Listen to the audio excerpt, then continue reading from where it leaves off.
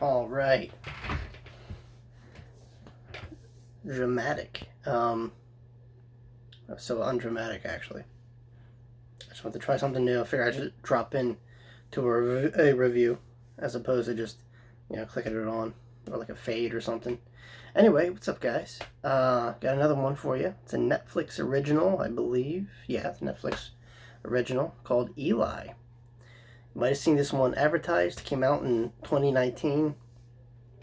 Netflix for a while was kind of like knocking them out of the park.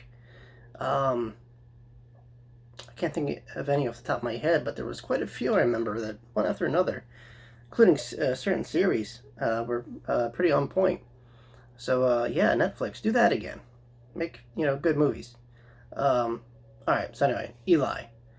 It's directed by Ciaran Foy, an Irish director that did Sinister 2. You guys remember Sinister? Well, this guy did the sequel. Alright, so Eli, what's it about? Pretty cool concept. I feel like it was done before, just no movie comes to mind right now.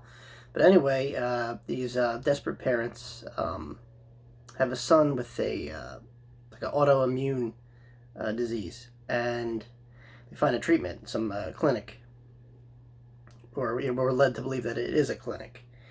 It's not a clinic. I'll get to that later. So they kind of settle in. The boy right away feels kind of like uneasy, and he's like, "Nah, there's something not right here."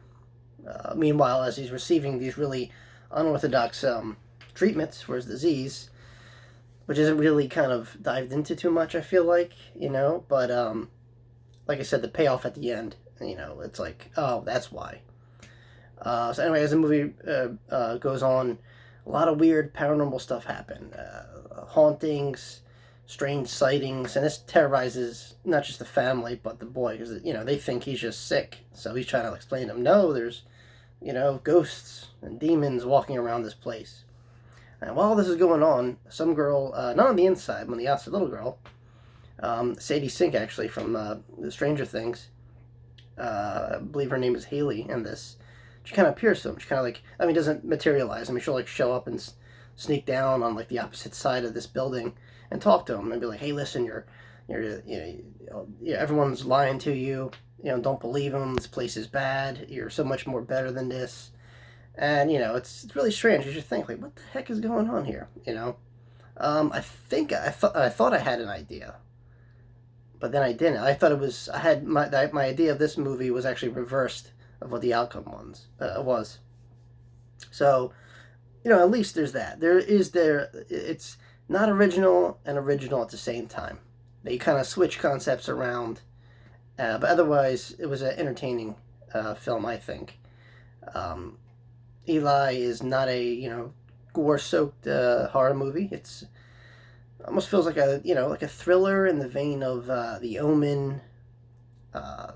I feel bits of The Conjuring in there, a little bit of Insidious, the good bits, not a complete influence, but of all the good, decent movies that have this kind of tone are in here, and it works, I think, for the better half.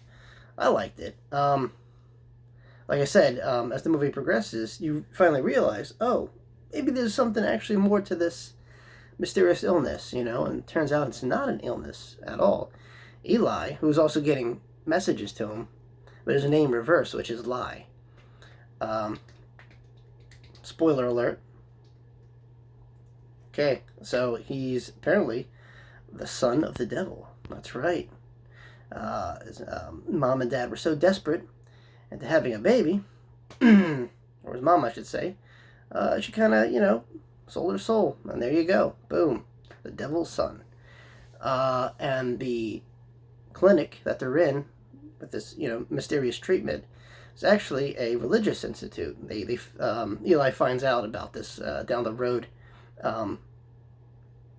as he investigates different parts of the building, offices, for himself, just to try to figure out what's going on, who am I, what's this about, the best he can. He's 11 years old, so give him a break.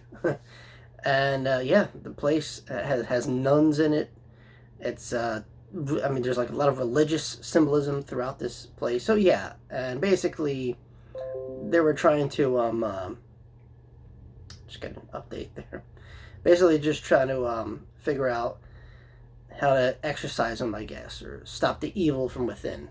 Because after all, Eli is the son of the devil. So, and yeah, the ending is like completely chaotic. It's fun. It's cool. Nice little twist ending there. We find out who Haley is, the girl I've been telling you about, who's been talking to him, trying to give him like a little encouragement. But yeah, all in all, great movie. Like I said, not the most original idea, but it's fresh enough to, it works. It's like I said, Netflix had this period where they were just knocking it out of the park. The Ritual was great. Apostle, the girl on the 13th floor, I think it was, with the wrestler CM Punk, and Eli. Eli was, I thought, great too. Now, you heard the news. Their stock is like, kind of crashing. I don't know what the story is, but there's some great series too. Lock and Key, obviously Stranger Things. So I mean, Netflix ain't going away anytime soon, I don't think. But they're kind of like a mixed bag right now.